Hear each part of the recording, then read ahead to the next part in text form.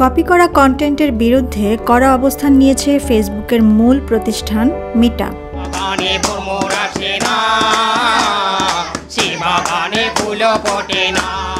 অন্যের ভিডিও বা মিম নকল করে পোস্ট করা, জনপ্রিয় কন্টেন্ট নির্মাতাদের প্রোফাইল নকল করা কিংবা একঘেয়ে কন্টেন্ট ছড়ানো বন্ধে নতুন নীতিমালা ঘোষণা করেছে প্রতিষ্ঠানটি। গত 14 জুলাই প্রকাশিত এক ব্লগ পোস্টে মেটা জানিয়েছে, প্ল্যাটফর্ম জুড়ে বারবার একই ধরনের কন্টেন্ট দেখে বিরক্ত হচ্ছেন ব্যবহারকারীরা।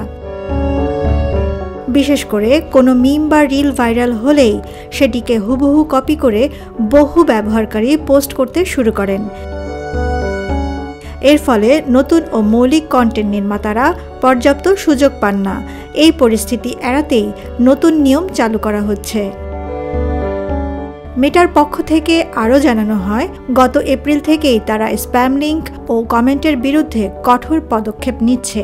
ইতোমধ্যে 1 কোটি ভুয়া অ্যাকাউন্ট বন্ধ করা হয়েছে।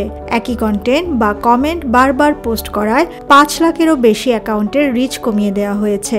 কিছু অ্যাকাউন্ট থেকে পোস্ট করার সুবিধাও বন্ধ করে দেওয়া হয়েছে।